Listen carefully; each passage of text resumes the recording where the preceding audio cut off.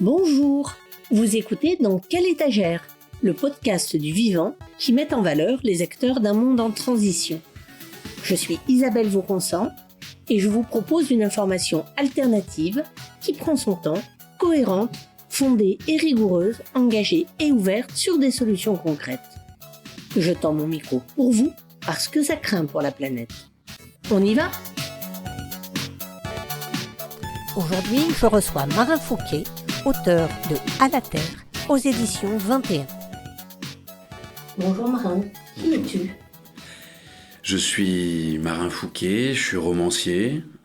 J'ai écrit 2 romans, un premier qui s'appelle 7-7 et un deuxième qui s'appelle GAV. Et je suis édité chez Actes Sud.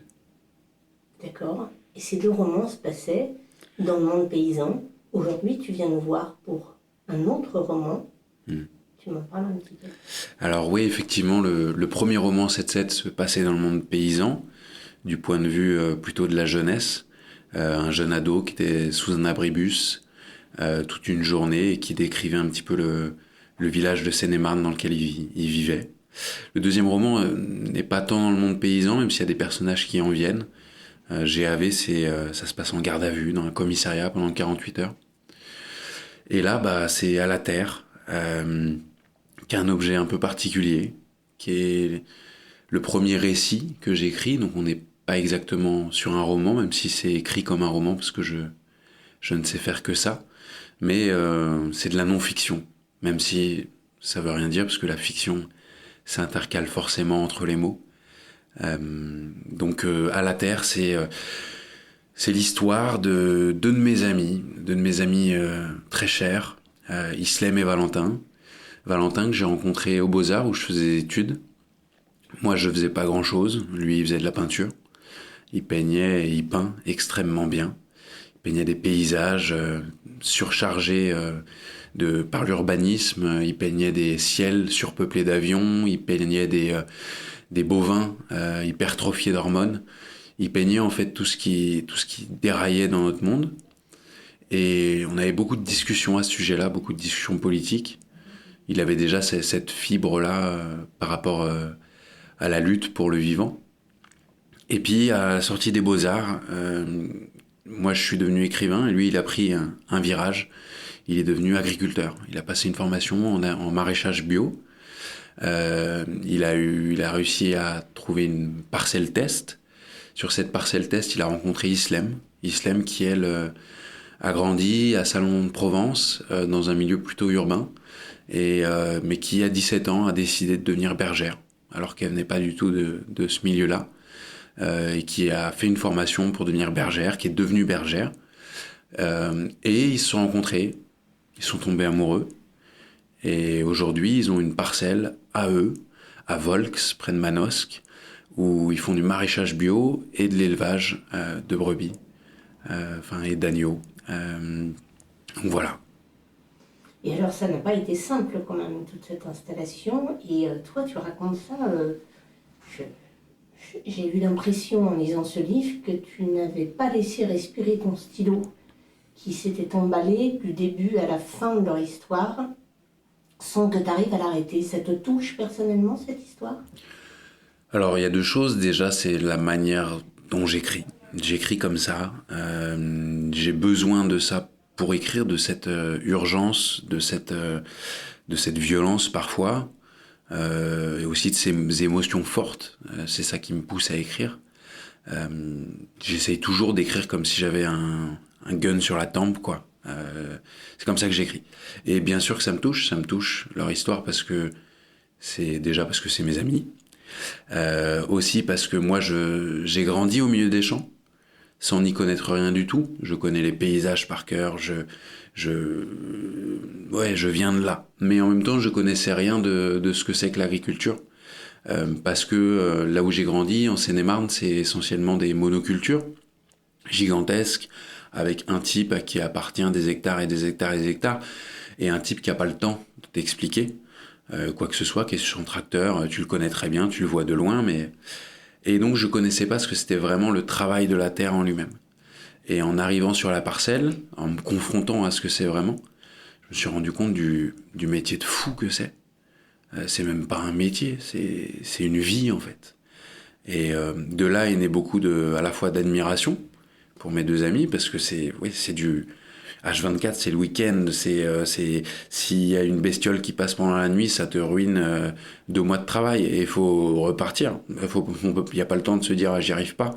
C'est pas comme l'écriture où s'il y a un chapitre qui est catastrophique, je peux prendre une semaine pour me dire putain vraiment je suis nul, j'y arrive pas, je suis nul. Non, Valentin Islam, c'est dès le lendemain qu'il faut faire quelque chose. Et pour les brebis, c'est pareil. Le loup est passé pendant la nuit.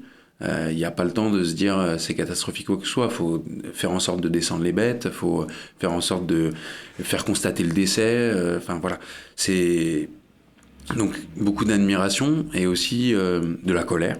De la colère par rapport à un discours politique actuel qui est comme pas que sur l'agriculture et pas que sur le bio, qui est un discours de façade. On est uniquement dans des postures, là où en face c'est des corps qui triment, et on est dans un truc où soi-disant on va mettre en avant le bio, sauf que ils se prennent barrière sur barrière sur barrière administrative. C'est une galère de remplir tous ces dossiers. Il faudrait avoir une secrétaire à plein temps pour pouvoir remplir, pour avoir les aides. Une galère aussi dans la vie de tous les jours, même par exemple pour accéder au bio. Islam me racontait que avant elle était en élevage bio, elle l'est plus, parce que en fait à un moment donné elle faisait toute son idée c'était de faire en sorte que son troupeau fasse partie quelque part de la communauté, fasse partie du village, avec faire traverser les bêtes dans le village une fois par an pour sensibiliser que ça existe, qu'on le voit, mais aussi faire brouter les bêtes dans les terrains des gens, parce que quand t'as des brebis qui sont dans ton jardin, qui sont dans ton terrain, d'un seul coup c'est un autre rapport au vivant, un autre rapport à la nature qui se crée. Dans les petites têtes des enfants il se crée quelque chose aussi, sauf que alors que parfois c'était des terrains avec des oliviers centenaires qui étaient à la même génération depuis plusieurs générations, la même famille, et sauf qu'on peut pas certifier du caractère bio des sols. Alors que c'est des trucs qui sont là depuis des générations, on sait très bien comment mais bon, on peut pas certifier, donc t'as pas l'appellation bio. Rien que ça, barrière, que des barrières. Ça plus un travail qui est d'une violence physique, une violence psychologique énorme. Donc, colère contre ce discours-là, colère aussi contre un certain discours de militants bio, de militants véganes, de militants essentiellement citadins, qui ont des fantasmes. On l'a vu après le confinement, le fantasme de retourner à la terre, de machin, de bidule, comme si c'était un parcours de santé, quoi. Colère contre ces lieux soi-disant alternatifs qui s'ouvrent dans les grandes villes, notamment Paris, mais pas que, avec des tables en palette, des jeux de molki, et derrière ça va s'enfiler de la cocaïne dans les toilettes importées tout droit de Colombie.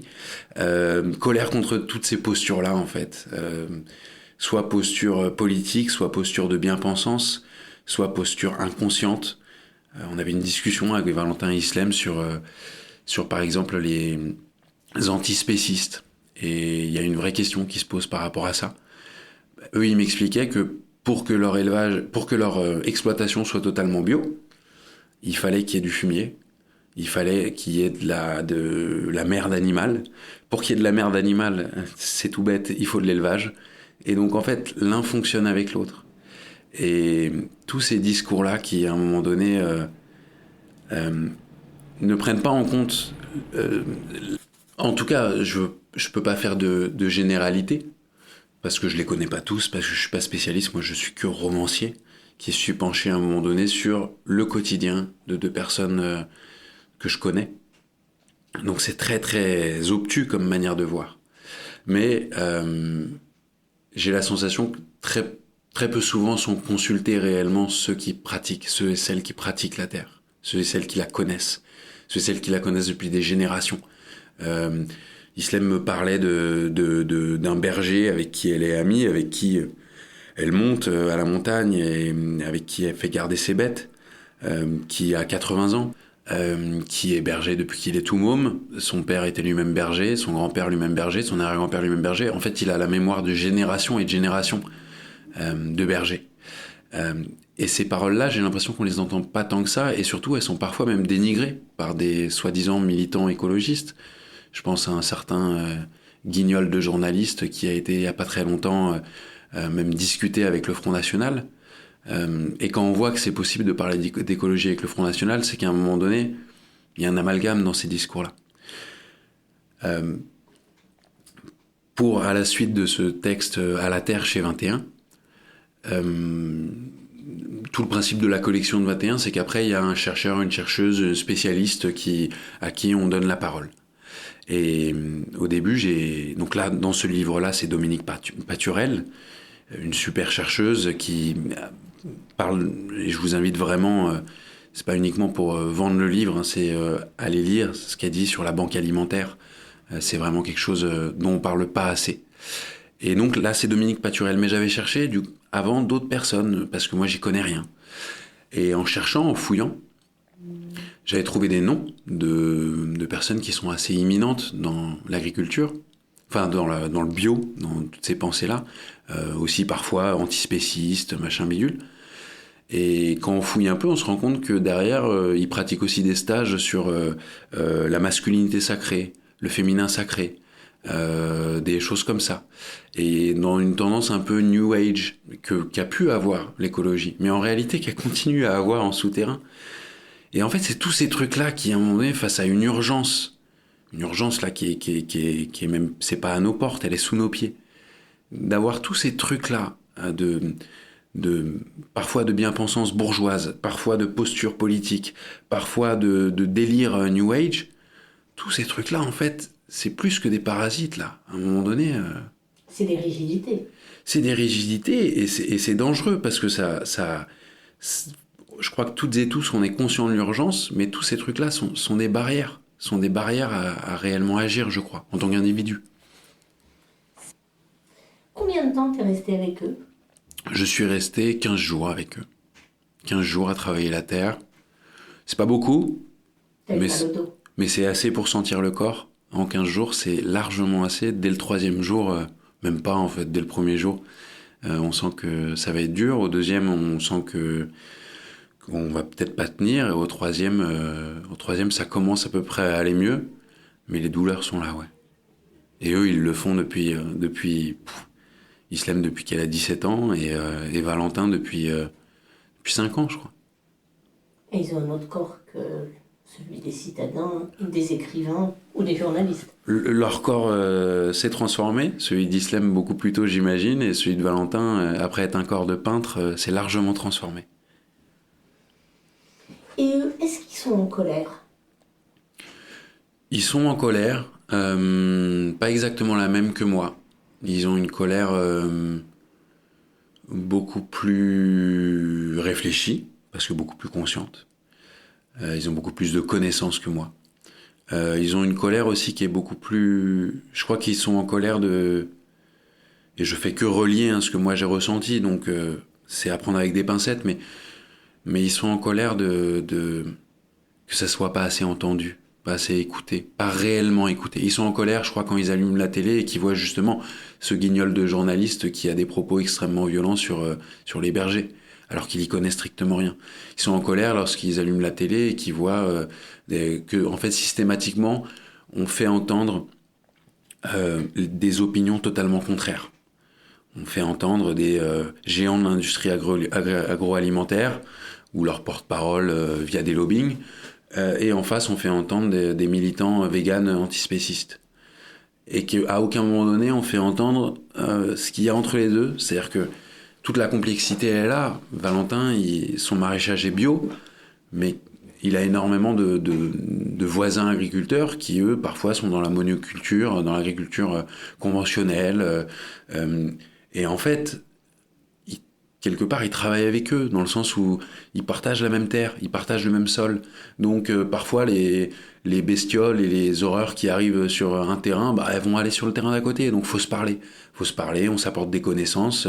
Il a conscience des galères qu'eux-mêmes rencontrent, parce que c'est des galères différentes. Mais c'est aussi des galères d'avoir des centaines et des centaines d'hectares et de consommer un fuel monstre pour pouvoir faire tourner ces machines. C'est une galère de dingue. Donc c'est d'autres types de galères, mais ils partagent une même violence, qui est la violence des saisons, qui est la violence de la grêle, qui est la violence du manque d'eau, de la sécheresse. Ils partagent ça. Mais aussi la violence du capital. La violence du capital, bien sûr. Et c'est pour ça que le texte est préfacé de PNL et de Giono. La lettre aux paysans, que Valentin m'a fait lire, que lui-même, c'était une personne qui était en formation avec lui, qui lui avait fait lire. Et il me l'a fait lire, et c'est un texte incroyable. Si vous ne l'avez pas lu, lisez la lettre aux paysans de Giono. Il l'a écrit... Il l'a écrit, si je me souviens bien, en un été, juste avant la guerre. Et c'est un texte magnifique où il écrit une lettre aux paysans.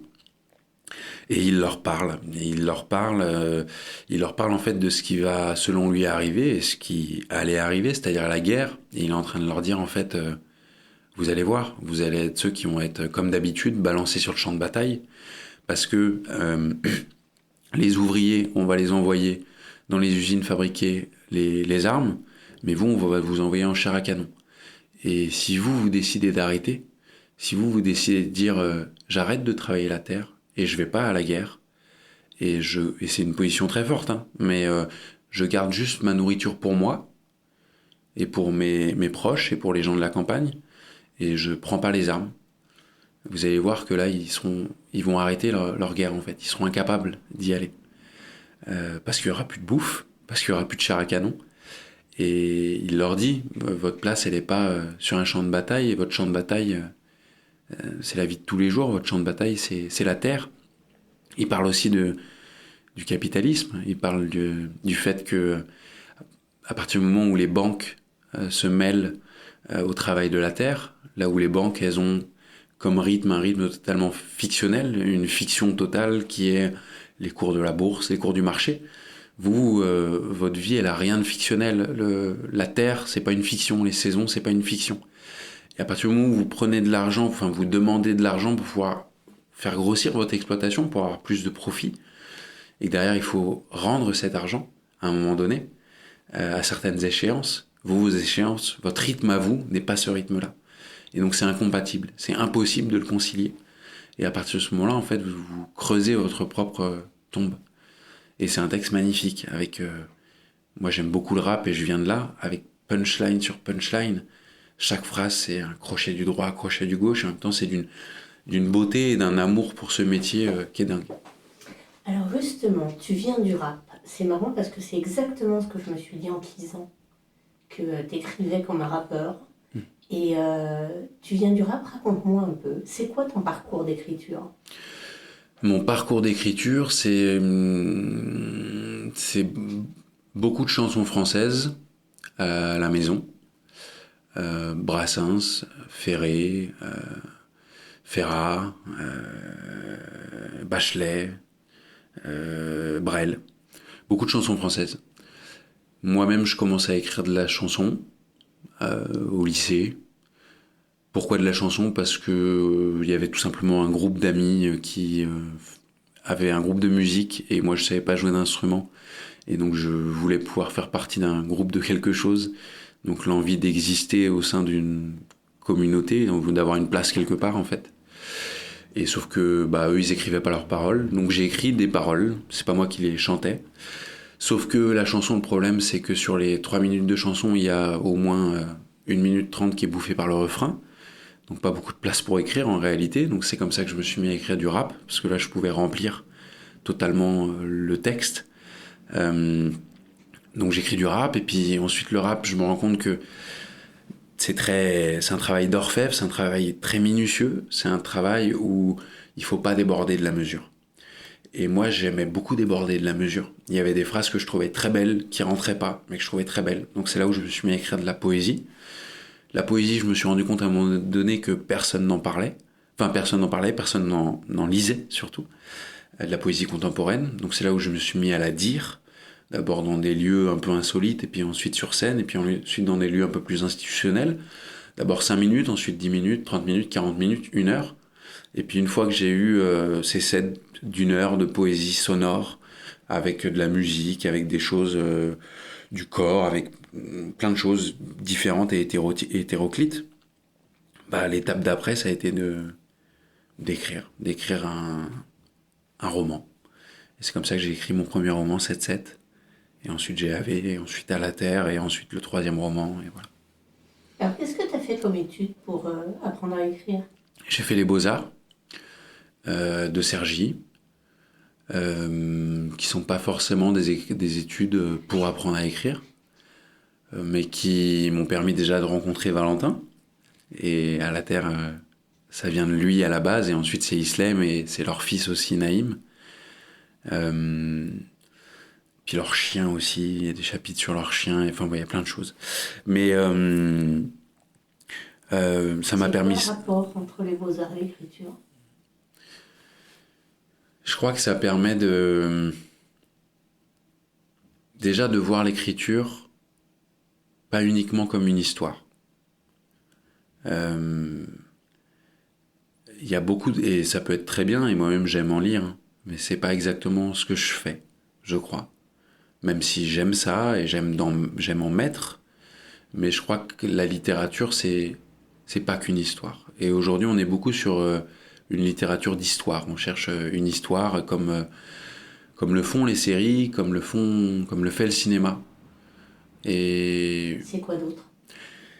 C'est une langue, c'est un rythme, c'est un souffle, c'est des silences, c'est ce qu'on dit pas, c'est surtout ce qu'on dit pas. La littérature, je crois que c'est avant tout l'art de ce qu'on dit pas. C'est pas l'art de ce qu'on dit. C'est pas un pitch, c'est pas un truc qui tient en 2 phrases, qu'on peut raconter comme ça. C'est entre les lignes que ça se passe la littérature. Sinon, on écrit un pitch de série où on dit tout et on le raconte de la manière la plus logique possible et pour faire ressentir quelques émotions et voilà. C'est pas que ça. Je crois que c'est plus profond que ça. C'est un peu comme la terre, quoi. C'est pas que ce qu'il y a à la surface. C'est aller chercher ce qu'il y a dans toutes les strates et aller penser toutes les strates, même celles qu'on voit pas et celles qu'on pourra jamais voir. C'est en ça que le travail de la terre, je crois qu'il est très proche du travail de l'écriture. Enfouir des choses, en faire ressortir certaines pour les réenfouir derrière et retourner comme ça le texte en permanence, le retourner pour qu'il devienne fertile à certains endroits, accepter qu'il soit pas fertile à d'autres endroits. Je crois que c'est ça, quoi, la littérature. T'es un paysan des mots? Ouais, j'espère. Ça serait beau que je le devienne. C'est marrant, avant que Valentin me fasse lire la lettre aux paysans de Giono, c'est très bête, l'image que j'avais de Giono, moi c'était un truc un peu à la Marcel Pagnol. Un truc un peu comme ça, un peu... C'est beau, hein, Marcel Pagnol, mais un truc un peu... Soleil et cigale. Ouais, voilà. Je suis un peu nul quand je parle. Je suis un peu souvent un peu terre à terre. Pour moi, il y avait un truc un peu bébête, quoi. Un peu, voilà, tout va bien, machin. Et je sais pas pourquoi j'avais cette image-là de Giono, quoi. Alors que Giono, c'est un paysan des mots, c'est un rebelle, c'est un bad boy, un vrai bad boy de vrai. Enfin, il a été en prison pour ses positions pacifistes. C'est quelqu'un qui a été jusqu'au bout de ses idées. Enfin voilà. Et j'aimerais bien, ouais, si je pouvais être un paysan des mots comme l'a été Giono, un paysan du 7-7, quoi. Un paysan de la monoculture. Ouais. Alors, encore une question. 21, à l'origine, c'est une revue. C'est un objet hybride, quelque part, entre la littérature et le journalisme. qui joue bien sa ligne de crête et qui vient de lancer donc une maison d'édition. Est-ce que tu crois à l'utilité politique de ce genre de texte ? À l'utilité politique de 21, j'en suis persuadé. Je crois nombreux sont les journalistes qui, je crois, c'est bête les phrases, on dit comme ça, on met tout le monde dans le même sac, c'est toujours très bête, mais je crois que nombreux sont les journalistes, j'accepte la bêtise, nombreux sont les journalistes qui sont d'accord sur le fait que 21, ça fait partie des derniers trucs de réel journalisme. C'est-à-dire que malheureusement, et c'est pas du tout de la faute des journalistes, malheureusement, avec les budgets qu'on leur donne, avec le temps qu'on leur donne, avec la pressurisation financière, avec la recherche du chiffre, ils sont obligés de se contenter de reprendre des choses de l'AFP. S'ils ont un peu de bonne conscience, ils vont aller chercher d'autres trucs, mais ils n'ont pas le temps d'aller creuser. Il faut très vite passer au papier suivant, parce qu'il faut qu'ils bouffent, il faut qu'ils mangent. Donc c'est logique, on a des ventres. Les auteurs, les autrices, les journalistes, les paysans, les paysannes, on a des ventres. Il faut bouffer. Et 21, ça fait partie des derniers qui vont envoyer quelqu'un pendant 6 mois, quelque part, aller écrire un texte, et aller fouiller, et aller pas forcément avoir une attente précise de résultat, et derrière lui laisser 10 pages, 15 pages, lui laisser la place de développer quelque chose, un truc long, un truc lent, parce que c'est ça, je crois, le journalisme, c'est un truc lent, à la base, comme la Terre. Elle est partout. Et donc, je crois vraiment à l'utilité de ce journalisme, l'utilité du texte que j'ai écrit, j'espère, j'y crois. J'espère pour Valentin, pour Islam, pour Naïm, leur fils, la suite, le futur. J'espère aussi pour toutes celles et tous ceux qui, comme eux, se cassent le dos à travailler la terre, à élever des bêtes. J'espère, je sais pas. Je sais pas si ça aura un impact. Je peux que espérer. Est-ce que tu as un message à passer ? Si j'en avais un aujourd'hui, ça serait merci. Merci à elle, merci à eux, merci à eux toutes, elles tous. Merci de travailler la terre et d'y croire encore et d'être dans les actes et d'être dans la pratique, de pas être uniquement dans les discours, assis sur un siège en palette dans un lieu interlope ou derrière un bureau d'Élysée ou sur un plateau télé. Merci de le faire, de continuer à le faire et de le faire dans l'ombre parce qu'il n'y a pas le temps pour eux et pour elles d'écrire un livre, de passer à la télé, de faire des grands discours parce que demain matin, il faut être déjà sur l'exploitation, sur la parcelle. Donc merci, vraiment merci. On va te remercier de leur avoir donné la parole. J'ai essayé. Merci. Merci. Les terraristes, ce sont ces citoyens qui, conscients de l'urgence écologique, décident d'agir en militant. Sur le terrain, par l'écriture et toutes les formes d'expression, ils luttent. Merci d'avoir écouté Dans quelle étagère, le podcast du vivant. Retrouvez d'autres épisodes sur TerraFocus, la chaîne des podcasts d'Ortus Focus. Comme toute la presse indépendante, Ortus Focus a besoin de ses lecteurs et de ses auditeurs pour vivre et travailler. Pour cela, vous pouvez nous faire un don défiscalisable sur Helloasso.